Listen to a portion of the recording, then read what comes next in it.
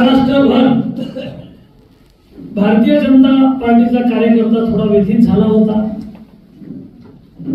पण शेवटी राज्यासमोरचं संकट होतं. उद्धव ठाकरेंचं सरकार हे निष्क्रिय होतं, भ्रष्ट होतं. गृहमंत्रीच महिन्याला 100 कोटी रुपये वसुली करत होते. प्रत्येक मंत्र्याची 2.5 वर्षात भ्रष्टाचाराची अनेक प्रकरणं समोर आली. उद्धव ठाकरेंच्या नेतृत्वातलं शरद पवारांचं असणारं सरकार भ्रष्टाचारामध्ये तुडुंब भरवटलेलं होतं, बुडालेलं होतं. अन्याय अत्याचार होत होते. साधू संतांना रस्त्यात तुडवलं जात होतं, मारलं जात होतं. चांगल्या चांगल्या भारतीय जनता पक्षाच्या किंवा शिवसेनेच्या कार्यकर्त्यांना जेलमध्ये टाकण्यात येत होतं. माझ्यावर एक खोटा गुन्हा दाखल झाला. त्या काळात देवेंद्रजीला अडकवण्याचा प्रयत्न झाला आणि शरद पवार साहेब आणि उद्धव ठाकरे यांनी सुडाचं राजकारण केलं. आपले आमदार आहेत, खासदार आहेत, अनेकांच्यावरती खोटे नाटे खटले दाखल केले, जेलमध्ये टाकलं आणि विकासाच्या नावानं बोलवून 0% विकास होता. आणि त्यामुळं जी अराजकता माजली होती, जे रावणासारखं सरकार चालवत होते, कुंभकर्णासारखं सरकार चालवत होते, हे सरकार लुटक सरकार होतं उद्धव ठाकरेंचं. मागेही जात नव्हता रिक्षा आणि पुढेही जात नव्हता, जागेवर होत होता. आणि हे सरकार काढल्याशिवाय, हे सरकार पाडल्याशिवाय, आपलं सरकार आल्याशिवाय महाराष्ट्राची प्रगती आणि विकास होत नाही. सगळ्या विकासाच्या योजना ठप्प झालेल्या होत्या. आणि अशा परिस्थितीमध्ये माननीय देवेंद्रजी फडणवीस साहेब, विनोदजी तावडे आहेत,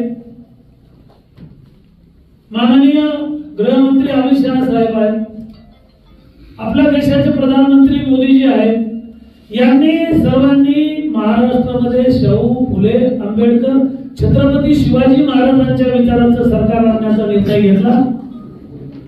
आणि त्यामध्ये मग आपले 115 आमदार असताना आपल्याला मंत्रिपद कमी मिळाली. मुख्यमंत्री पद आपण शिंदे साहेबांना दिलं आणि एकनाथराव शिंदे यांनी मनाचा मोठेपणा दाखवून यावेळेला त्यांनी सांगितलं, देशाचे प्रधानमंत्री नरेंद्रजी मोदी जो निर्णय घेतील, अमित शहा जो निर्णय घेतील, त्या निर्णयाप्रमाणे कोणीही मुख्यमंत्री केला तरी मी नाराज नाही. माझा भाजपला पाठिंबा आहे, बिनशर्त पाठिंबा आहे.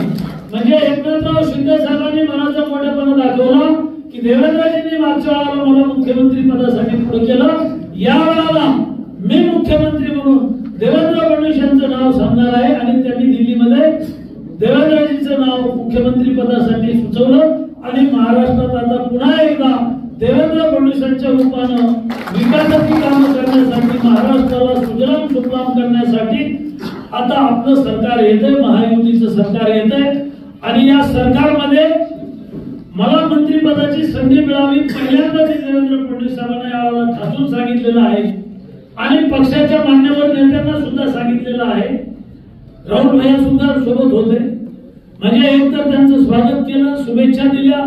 आणि यावेळेला जालना जिल्ह्याच्या भावना, मराठवाड्याच्या भावना, या सगळ्या परिस्थितीवर यावेळेला आम्हाला संधी मिळाली पाहिजे. मेरिटवर मी 5व्यांदा आमदार आहे.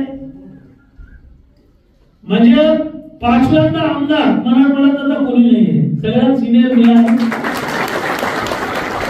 सिनियरिटी हा एक भाग आहे. निष्ठावंत 40 वर्ष भाजपचा कार्यकर्ता म्हणून मी कधी मंत्री आमदार म्हणून तोऱ्यात वागलो नाही. त्यामुळं निष्कळंक आहे, कुठलाही डाग नाही. 40 वर्षाच्या कार्यकाळामध्ये 100 रुपयाचा कुठं काही अपहार केला, भ्रष्टाचार केला, विरोधक सुद्धा आपल्यावर आरोप करू शकले नाही. निष्कलंक 40 वर्ष राहणं साधी सुधी गोष्ट नाही आहे. आणि म्हणून या वेळेला आपल्या मंत्रिपदात